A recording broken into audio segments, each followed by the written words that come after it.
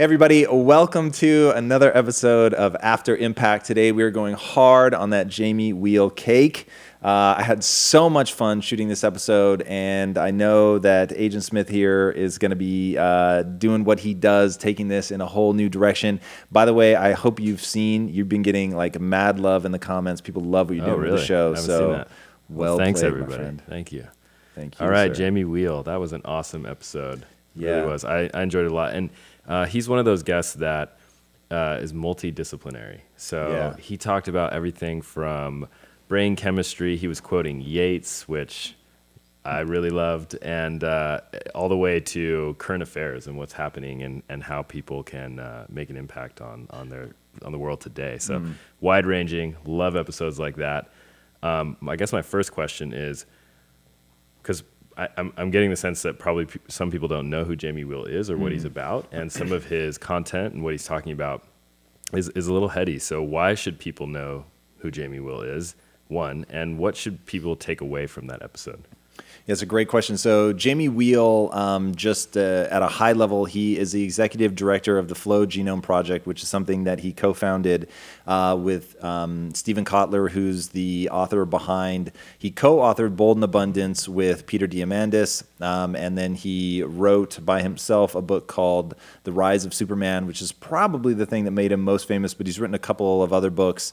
And The Rise of Superman was really powerful and really introduced people to this concept of flow, which people had heard about in maybe to a less academic way in thinking about sports and the zone. And this Rise of Superman really showed that there's something a lot more going on, that you see it a lot in extreme athletes. And the book sort of sums up by saying, like, there's so much more research to do in terms of how to get into flow much more easily, what flow actually is. Like, if you could map that brain state, what would that look like? And that's why it was called the Flow Genome Project. They were really trying to map it out, what it looked like. And so Jamie Wheal was the man that Stephen Kotler turned to actually create that organization and really reverse engineer the states, what they are, what they look like, what the patterns are, identify whether flow is different than psychedelic states, is different than meditative states, and where the synergies, the crossovers, and all that. And so they did a lot of research and went out and worked with some really big clients, and that's really where Jamie shines. And his background is very eclectic, and his father was British and a test pilot, and was basically the Brits' version of a Top Gun test pilot instructor. And then his mom was like old school South African. He said she was merchant ivory old school, so like really regimented. But then he grew up from like the age of, 12 or 13, grew up here in the States. So always felt a little bit like a stranger in a strange land, which gave him a really unique window into the world.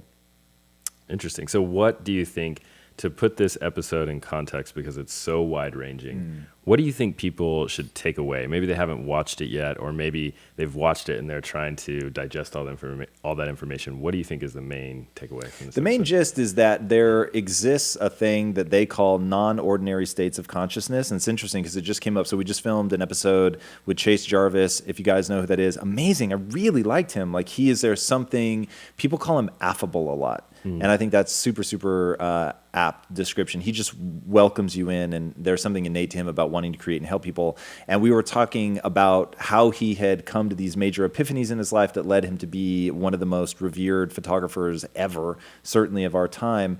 And he said it really was, he didn't use the word non-ordinary states of consciousness, but that's what he was saying, right? These big life things happen, they slap you out of your ordinary way of thinking, and then you're able to see things more clearly. And that's really what Jamie has dedicated his life to, and that's what I think is the main thrust of the episode, is there are what they break down into three camps of non-ordinary states of consciousness, which are flow, meditative and mystical, and psychedelic. And those are like what he calls the doors that lead to this given destination, which is a profound, non-ordinary state of consciousness where you're able to see things afresh. Ecstasis, right? Ecstasis, yeah, which is an ancient Greek word, which they use because basically ecstasy actually does the job from a pure definition standpoint, which is the ability to step beyond yourself. But it's been so co-opted by like drug culture that they knew, okay, we can't say ecstasy because people just think of the drug.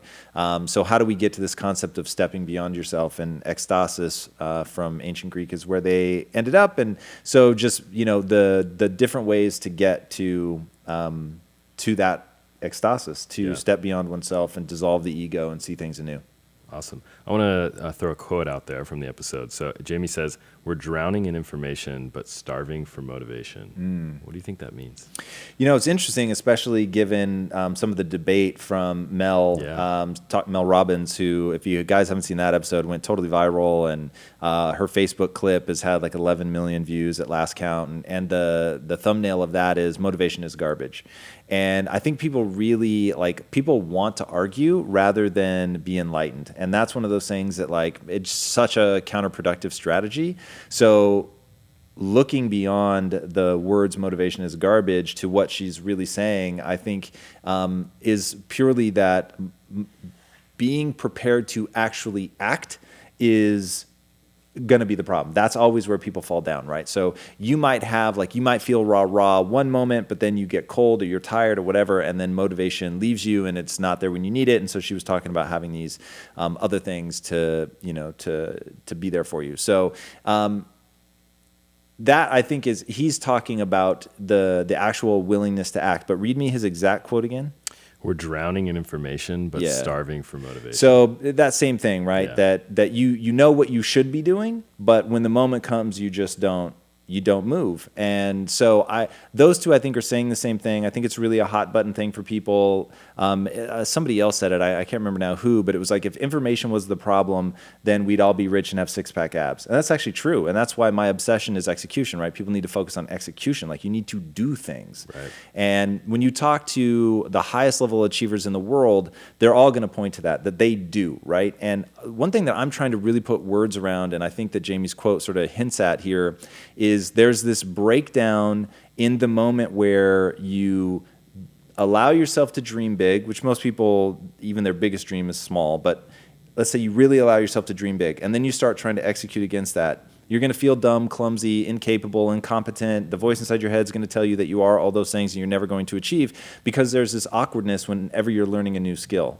And it really is when I try to reverse engineer the success that I've had, it's the willingness to one, accept that that's a natural part of the process, that the voice in my head will tell me I'm not going to be able to do this, you're not going to be capable, you're going to fall, you're going to fail, you're going to embarrass yourself, you're going to wish you never started, and that if I push through that and I keep doing it long enough, it will start at first to feel doable, and then it will feel easy, and then I'll truly be graceful at it, and then it will feel truly second nature, excuse me. So that's, just understanding that that's the process and being willing to fight through that deep discomfort to get there.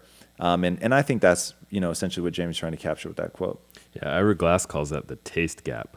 So it's identifying the thing that you want to be or become or be able to do that is so far beyond your skills right now. And most people can't get beyond the taste gap because it's so intimidating. Why does he call it a taste gap? It's something to do with his notion of that we all start with having tastes and saying that I like this or I want this. And that is sort of what guides us toward the passion that we have or what we want to start developing in skills. But a lot of people fall down in the taste gap because they can't cross it. I'm with him on that. All right, I want to give a quick shout out to Emmanuel Padilla, who has joined the live stream. What is up? Through a share from Dennis J. Santiago. Thanks to both of you. Yeah, welcome. Dennis is trying to bring Emmanuel into the fold here. Back there. One of us. One of us. Awesome. So we have a question here from the feed from Dan Bro Fitness. Dan Bro in the house. What's up, dude? Always a pleasure to have you. And this is a really practical question. I find it incredibly hard to get into flow. I get distracted and lose focus very easy. What are your tips to dive deep into flow?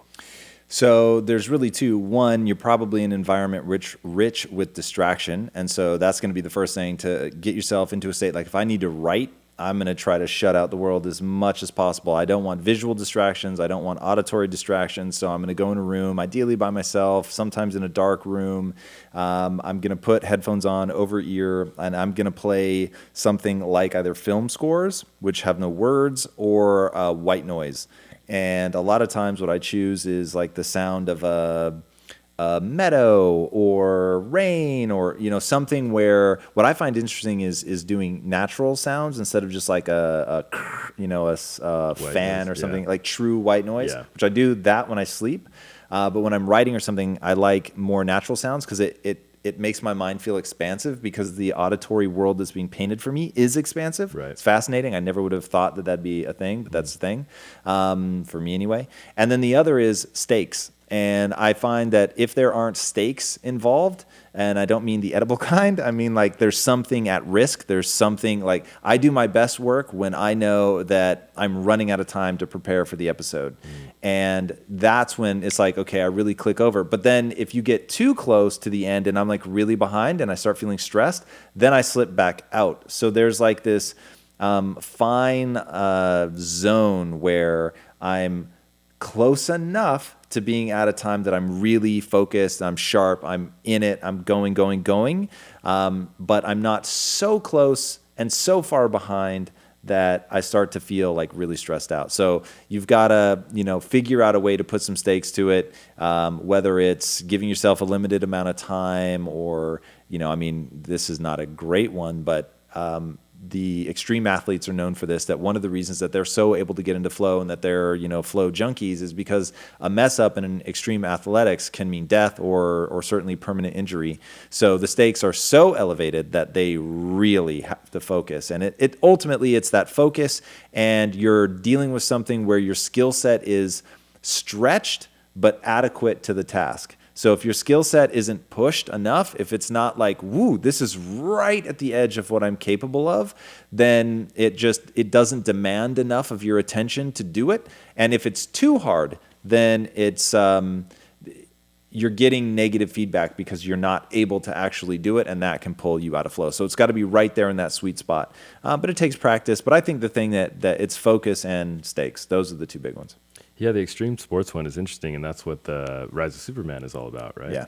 And you've read the book, obviously. Have you ever utilized that channel, the sports? No. No. Extreme sports? Yeah. No.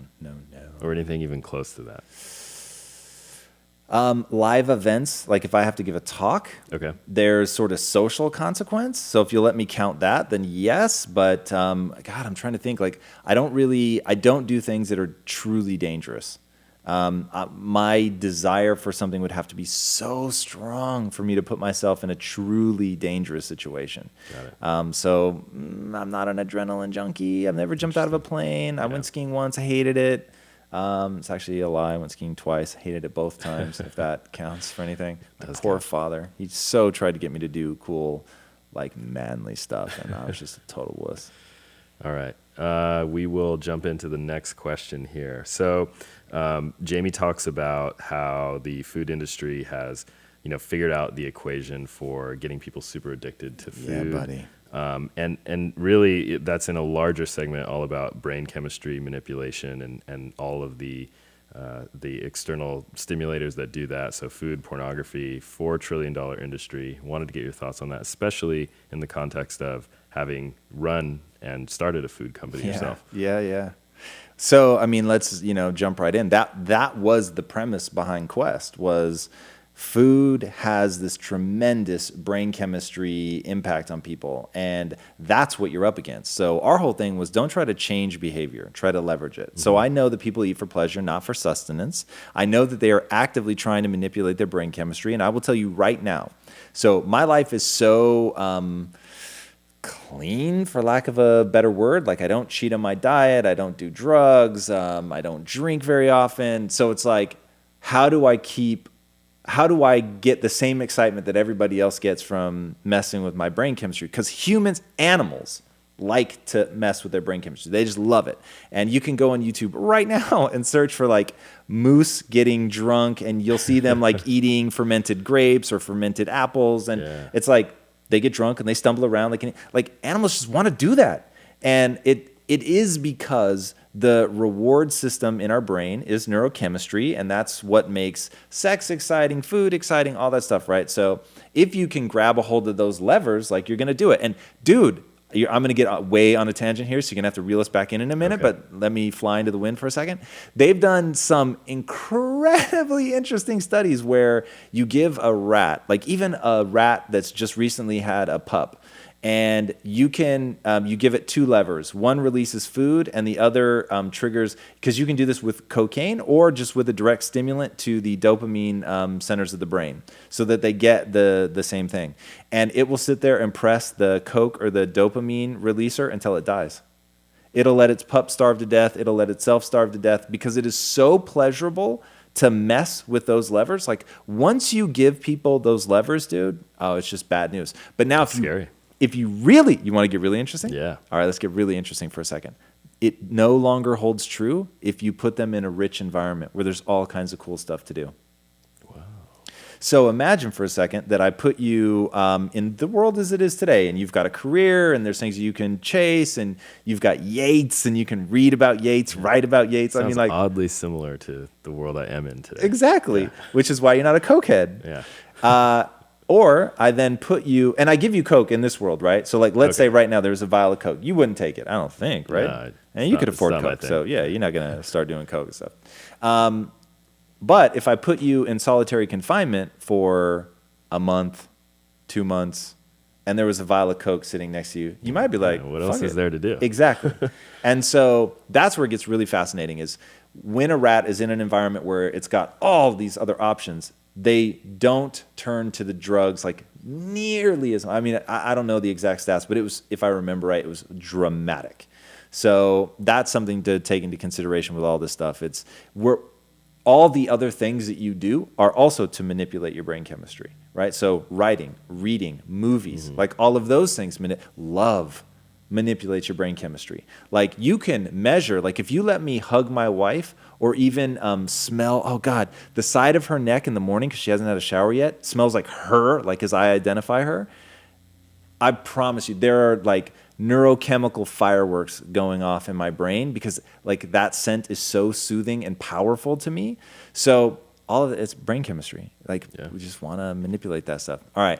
I don't remember the initial question, so I have no concept of whether I answered it or not. We were That was talking a lot of about fun. brain chemistry Thank you. manipulation and Perfect. food and pornography. And Yeah. Oh, so I started at Quest. So yeah, we understood that we had to leverage that behavior. We wanted to use all of people's impulses to eat cookies, cakes, candy, pie, and say, we're going to make that cookies, cakes, candy, pie actually good for you.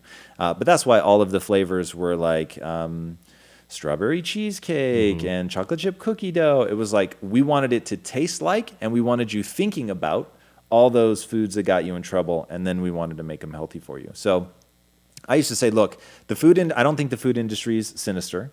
I think that they just made small incremental steps along the path to giving you something that was really amazing. I mean, think about it back in the day. Like, if you were, Nabisco, Chips Ahoy, which I think is the same company, anybody making like junk food, right?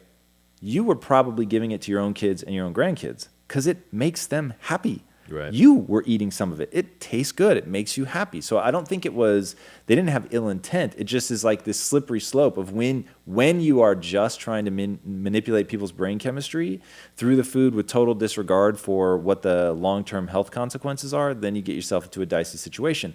But as Quest, we were actually grateful that somebody had done all of that science. So we were able to take the science of taste, marry it to good nutrition, and create products that were, getting people. I mean, we had so many people, thousands of people write in with these dramatic transformations. So there's a winning formula to be had. It's just consumers have to push companies to go farther. Companies have to push themselves to go farther. And, on the other side of that, with the right set of core values, you can do amazing things.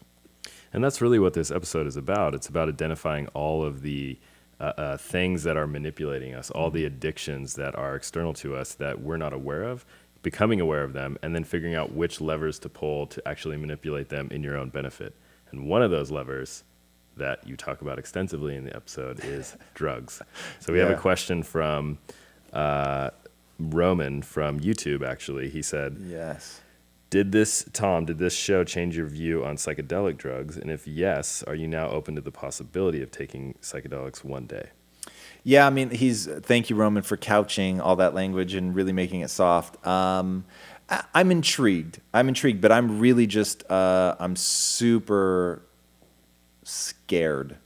And part of it is like if I really reflect, I like the self-narrative of I'm the guy that doesn't do drugs. Like I like that. I like being able to say that. And I don't like the thought of not being able to, I don't want to be like, I don't do drugs except psilocybin, MDMA, you know what I mean? It just, Sure. I don't know, that doesn't sound cool to me. And that's a huge driver. I mean, that's just full disclosure. So not doing drugs is an important part of my self-narrative. But at the same time, I'm a learner and I don't get dogmatic. And so I'm the guy that can break free of things like that. So, you know, talking to Jamie was very, very intriguing. I got the chance to talk to him a lot off camera and really sort of understand what his motives are pure with that. Like he really just wants people to experience the transcendent, and he means that very literally. That, you know, to really get perspective on something, you always have to step outside yourself. So a baby goes through the terrible twos because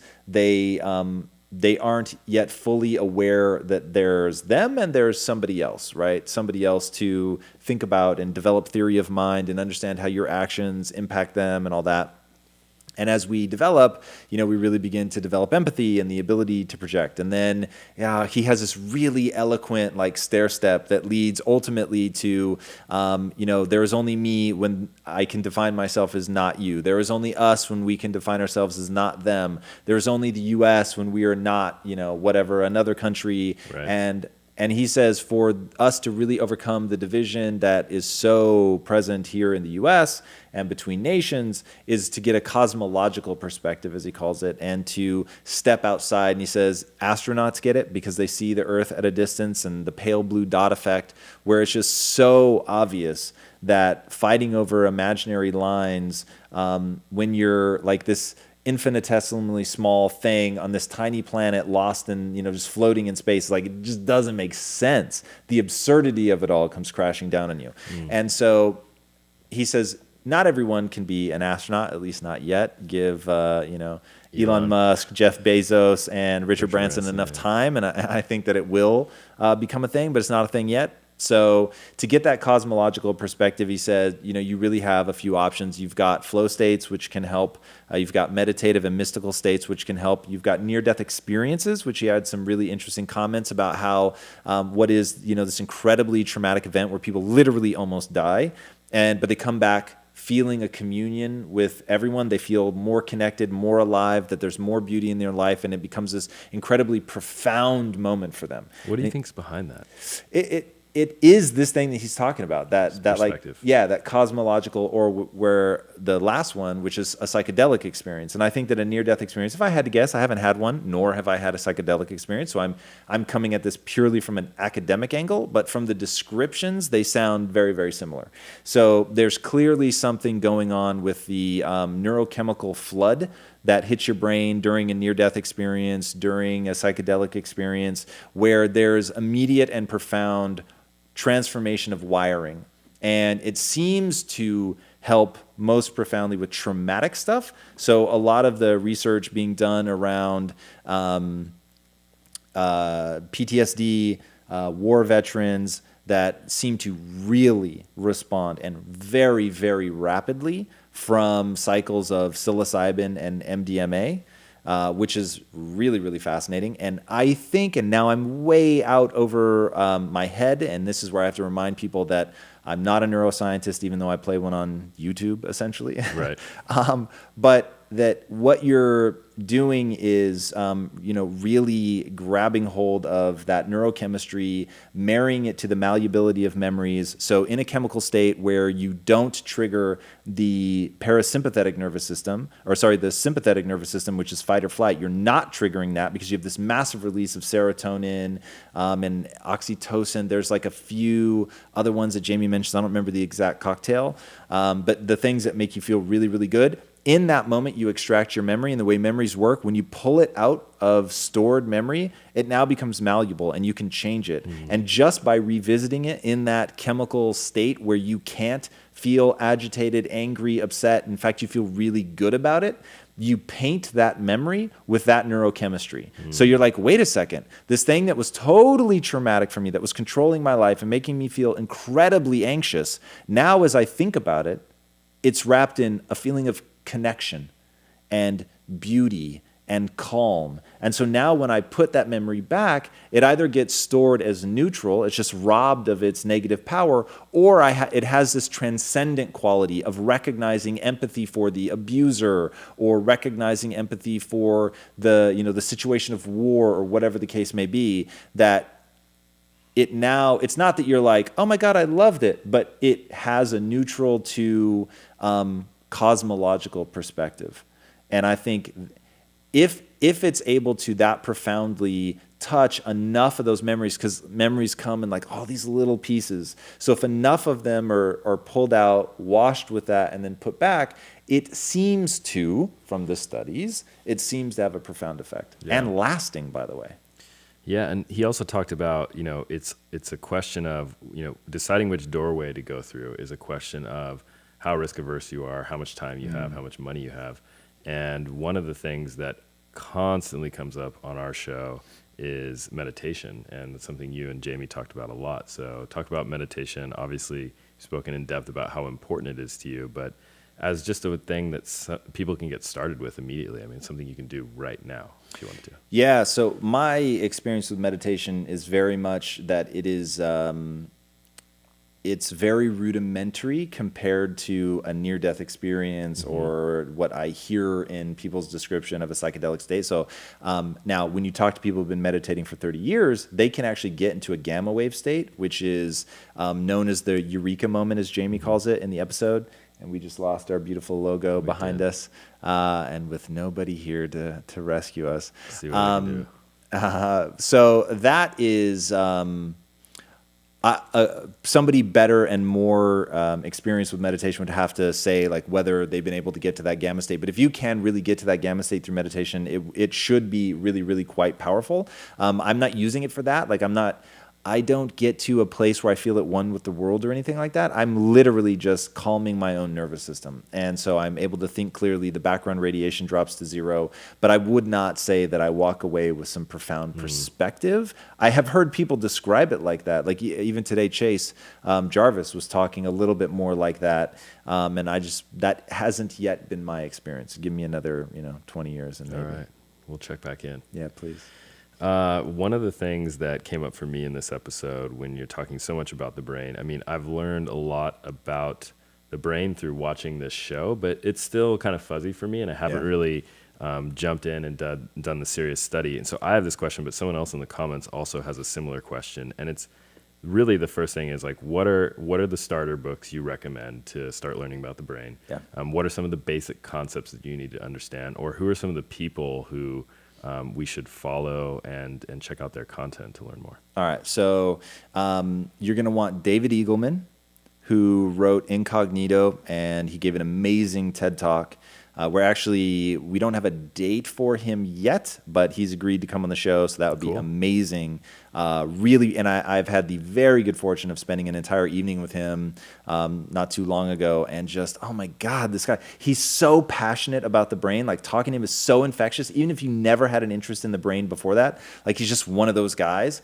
And some of the stuff that he's working on with, he has a vest, and he could say, take an infrared camera and put it on your shoulder, and then the vest would create a signature that would press against you in a given pattern based on the signatures that you see. So I could blindfold you, and you'd be able to say, oh, that was Bonsai that just walked by. Oh, that was Lisa, based on their heat signature. Because you would just, over time, it would take time, but over time you would recognize, oh, that was Wookie, that was Bonsai, that was Lisa, oh, that's Tom Casey. You know what I mean? Like, you'd really begin to recognize each individual person's heat signature. And they've done this with people where they can recognize, blind people can recognize faces through like patterns on their tongue or their back. Really, really fascinating. So David Eagleman is one. V.S. Ramachandran is another, and he's been on the show, so watch his episode. Really, really fascinating. And I've learned more about the brain from V.S. Ramachandran than anyone else. And people have asked me to spell things, so I know people don't know what I'm saying. I don't know how to spell Ramachandran. I literally would have to write it down. I think I know how. Ramachandran. Chandran. I think you're right on the money. So there it is, I had to everybody. type it out a couple times. Very, very impressive. And it's V as in Victor, S as in Sam. So VS Ramachandran. I forget what the V and the S actually stand for. And can I say that one of the great joys of my life was when he asked me to call him Rama? That's awesome. I was That's like, a cool nickname too. A, and B, like as a total fanboy, like when he was like, oh, call me Rama. It was something like, my friends call me Rama. I was like, yes, please. You're like, does that include me? So yeah, that was awesome. Those guys will smash it. Moran Surf, if you guys haven't seen his episode, I think he's just one of the most entertaining people when it comes to the mind. So he's an amazing doorway. Every word out of his mouth is just fun and entertaining, and he's so good at what he's doing. But he hasn't, that I have read anyway, published sort of primers. So whereas V.S. Ramachandran and David Eagleman, like they'll get you started. And this is on my book list, guys. So if you go to impacttheory.com, and I think it's /Tom-reading list. It's /reading list. Reading dash list. And you can see it's in the header now. So Perfect. Easy access. Oh, nice. Yeah. Updated it. There it is. All right, great question here from Chris Berry on Facebook Live. By the way, I know Chris Berry. Chris Berry's a machine. Like this kid, like he's a beast. A, he works really, really hard. B, like he was in, like back in the day, was it, oh God, he should put in the comments. He was in like Madden or one of the like main NFL 2K or something, not NFL because he played at college, but whatever the college version of these games was. And he had like a pretty beastie rating. He was in the game? He's in the game. He was one of the characters because he played collegiate football. That's pretty legit. That's awesome. Yeah, no, he's not. If you met him, you'd be like, oh yeah, you're a wall of a human being. I get how you were playing at that level. Yeah. This question is from Chris Berry. With all the adventure athletes and drugs and elite warriors mentioned in the discussion, it seems like a masculine thing. What is a more feminine expression of getting into flow? Wow. That's a good question. That's a great question. So interesting because Chase Jarvis on the show today said, I think what the world needs right now is more feminine energy, which is pretty fascinating. And we're making a big play into that. Lisa's about to do her own podcast. The team here is obsessed with getting amazing, amazing women onto the show, also known as. That's true. Women onto the show. We've got some cool episodes we've already shot that are coming out. So what's a more female? I'm not the right person to answer that. I would give you a bunch of BS. I wish that there were a woman with us right now that could really answer that question. I don't have the insight that you're looking for, but that question is amazing. You'll have to ask it with the next guest who comes on. Yeah. You can answer that appropriately. Yeah, most definitely. He said NCAA 2004. There it is. There it is. My man. Okay. Let's talk about. Okay, so one thing. Actually, let's take a pause and say we're on Facebook Live doing After Impact. We're talking about the episode with Jamie Wheal that aired on Tuesday. It's outstanding. We're going deep into it. Ask your questions here if you've seen it. If you haven't seen it, go check it out on YouTube or the podcast Impact Theory. Yeah, and if you want to know what my brain looks like turned inside out, that I had so much fun with this episode. I really, really enjoyed being on set. And what I liked about it was I wasn't trying to think of the next question. Like I was just having a conversation with them. And I know that I get that comment a lot where people are saying, oh my gosh, like you're just having a conversation. But like half of my brain is allocated towards like, okay, where do we take this? And it's very intentional. But with Jamie, man, I'm so intrigued by how his mind works. I was having a ball. Yeah, it was a great episode. So if you're watching this, we are giving away an Impact Theory t-shirt if you share the live feed. And also, I'd like to give another t-shirt away and just have a kind of a survey question for the audience here. I want to know what your favorite piece of content is. So let's set Impact Theory, the show, aside, since that's kind of our main show. But all the other pieces we're doing impact quotes, books, book reviews, After Impact. What am I missing? Startup Theory, the new one. Drop it in the comments. We want to hear from you. Yeah, that really, really helps us. We've recently made a change, in fact, on both our book review and impact quotes. So be eager to see if you guys like the changes or not. Definitely. Also, don't forget about Red Pill Theory. Yeah, which is going to be rebranded. So we're working now with our our mates. I don't know what other word to say it at Vayner Talent, dude. So stoked to be working with those guys. They're Great absolutely incredible. Just got off the phone with them right before coming on here. So that's under a rebrand. Can't wait to relaunch it. Won't tell you the name now, but you guys will see when we relaunch. That's right. Stay interesting. tuned. All right. So this episode not only goes deep into brain chemistry, but then gets very profound, especially at the end. So if you're watching this and you watched the first part of the episode but didn't wait till the end, you need to watch the end of the episode. Watch the end. It's so good. And Jamie really starts to put things into context about why it's so important that we are having these profound altered states of consciousness to get perspective on our lives and get perspective on the world. I want to read a quote. So he says, we have the ability through ecstasis to step beyond ourselves, to have these experiences that expand our perspective, to have these experiences where we just get out of our own way. And we see, man, we are connected to each other. We see that love, beauty, truth are worth taking stances for. Yeah. Just let that sink in for a second. That's a great quote. And he gave me the chills when, we were on set and talking. And at one point, I don't remember if that was it, but at one point he got like quite emotional. And I remember during the interview, I'm like, is he getting emotional? Like I honestly wasn't sure. And now knowing, because afterwards he was like, whoa, like I was totally taken by surprise by that. I thought, damn it, I should have asked, like, what is it about this that's making you so raw? And I think for him, it's really believing that the stuff that he's studying could actually have an impact on bringing people together. And one of his life's mission is to bring people back together, and that he sees the division, the ideological division that's growing in society is just totally, it's fake. Right? So all the things you think that are pulling you apart, just none of it's really real.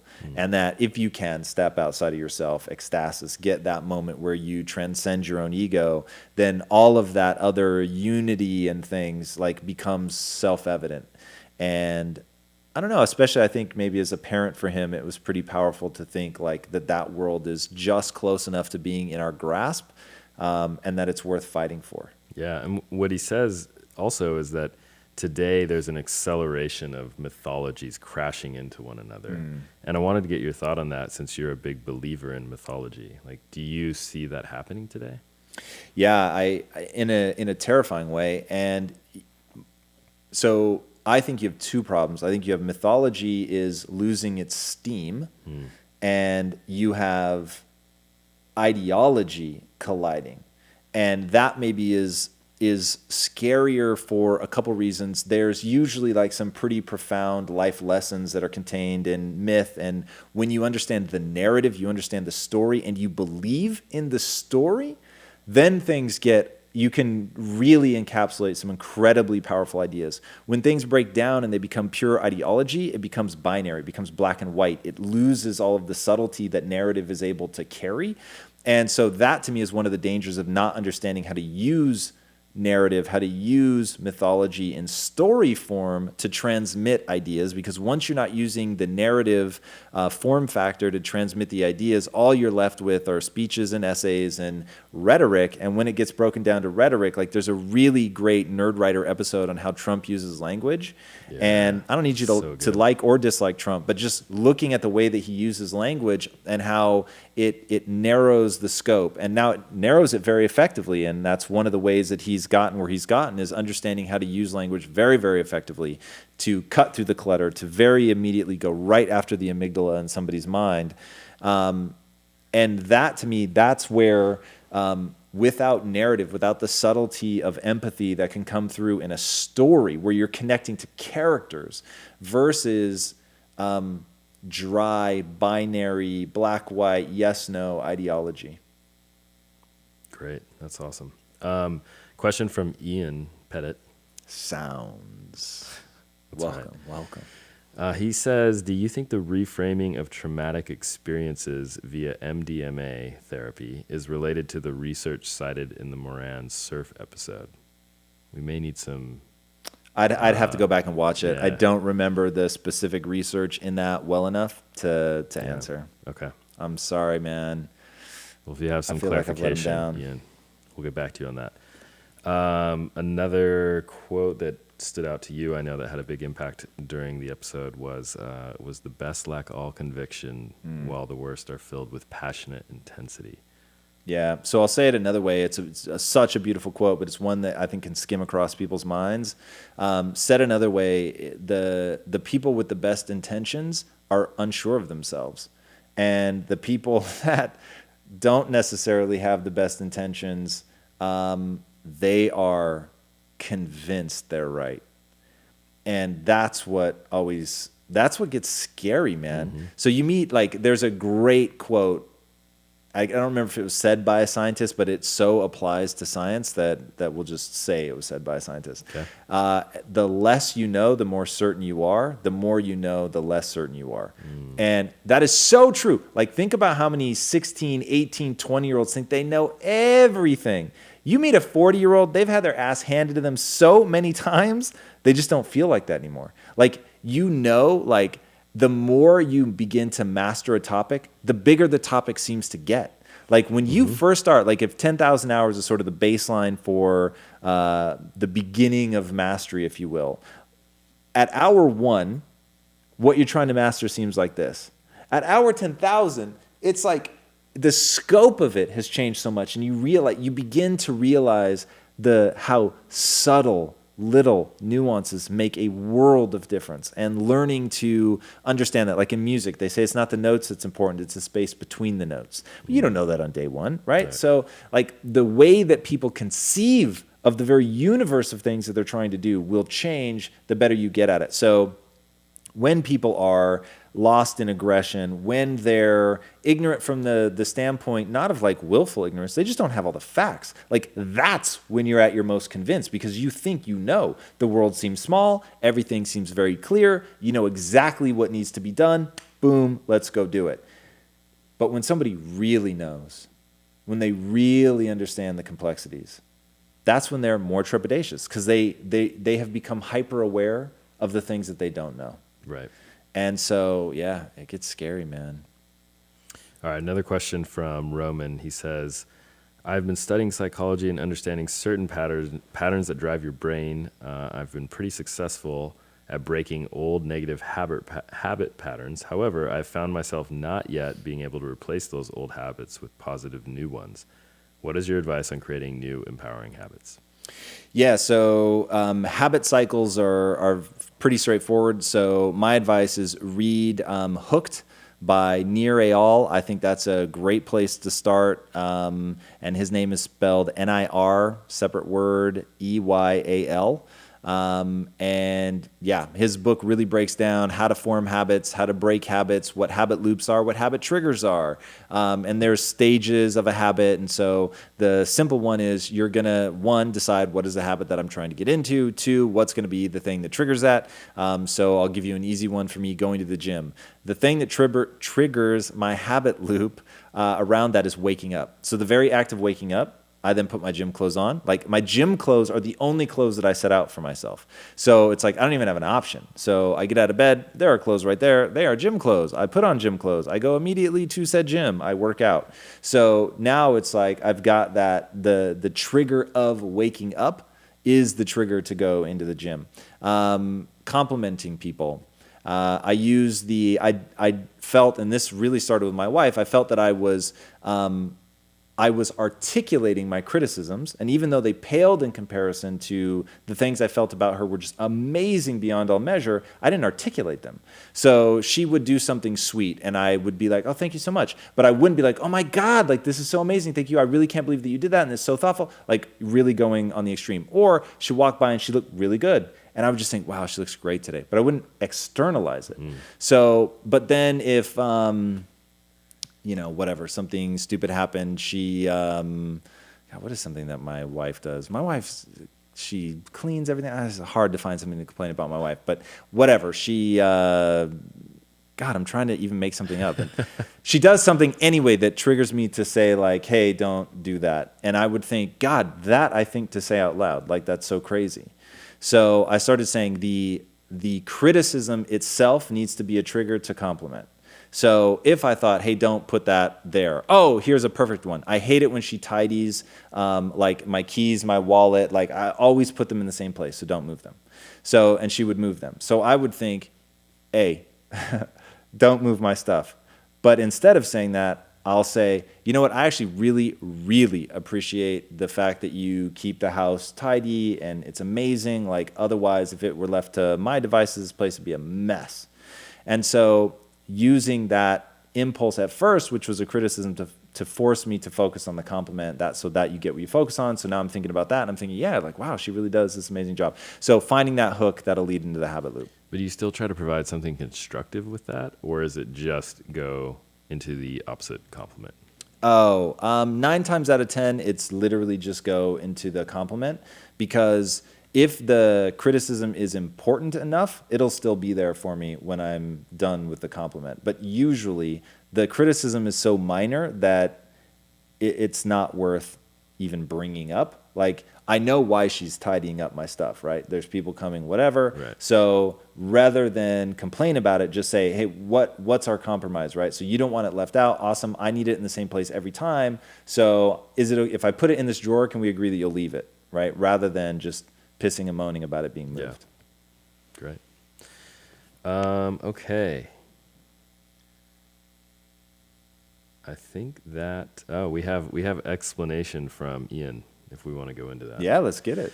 So he says Moran Cerf explained that you can change your experience through revising memories by repeating them to yourself in a different way, such as through therapy sessions similar to Daniel Gilbert's so-called filling in trick. I think that by calling up memories while in the positive and loving state of ecstasis, you infuse those memories with that emotional state. Yeah, 100%. They are absolutely talking about the same thing, and this is a really, really powerful trick that I think more people should figure out, because your memories are a construct. Your memories are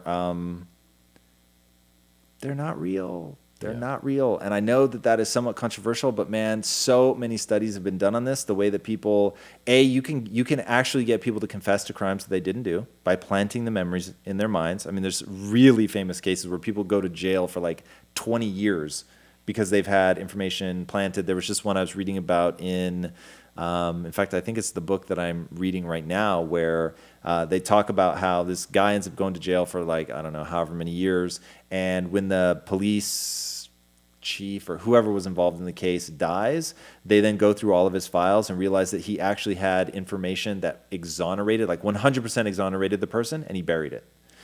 And so they know he was innocent, and yet he went to jail on a signed confession that they got from him the night that it happened, and they convinced him that he really had killed his mom. And so it's just crazy. So you have to be aware of how malleable your memories are, but that can work to your advantage. So if there's something that really I'll give you a real one from my life. So it was like really, really important to my wife and myself that I not see her in her dress on the wedding day before she starts walking down the aisle. So I knew she's gathering like at the back of the church and all that. And so I am facing forward. And I'm used to the way that they do it in America, because this was in not only London, but it was in a Greek church in London. So here it's like, dun, dun, dun, dun, right? And so you hear everybody stand up, the music starts playing, the bride's coming, turn around, see her coming down the aisle. Now, it wasn't like that. Nobody said anything. All of a sudden, my mom, who knows why I'm facing away, goes, she's almost here. And so I'm like, say what? I turn around, and my wife's like already 2/3 of the way up the aisle. I was heartbroken that I didn't see her walk the first 2/3. And literally in that moment, I was like, you cannot focus on anything negative. Yeah. Like, you have got to be in the moment. Don't even think about it. Don't worry about it. Enjoy that you got to see her come, the last third. It's amazing. Yay, this is your wedding day. And then after that, I said, I'm going to watch the video of her walking down the aisle, and I'm going to put that in my mind as I saw her coming down the aisle. And that literally over time, now I can picture her walking down the aisle, even though I didn't actually see it. Whoa. So you have to understand, this is my obsession with the brain. You have to understand how the brain works. Have to. Awesome. All right. I think we should wrap it up there unless there's anything else you want to touch on from this episode. No, man, I just really want people to watch this one. Watch this one, and and call yourself out in the comments. Like, if you really respond to the way that Jamie's mind works, like, I just want to hear, like, he's so, like, there's something about him I so enjoyed. I'm just curious to see, like, what other people really respond to him in the way that I did. And man, since I'm too big of a chicken to do drugs, if anybody else has had the experience of ecstasis through psychedelic means or otherwise, would love to hear about that as well. Let me live vicariously through you guys. Would be amazing. Definitely. And we're going to be putting out a number of different clips around this episode on Facebook and some of our other platforms.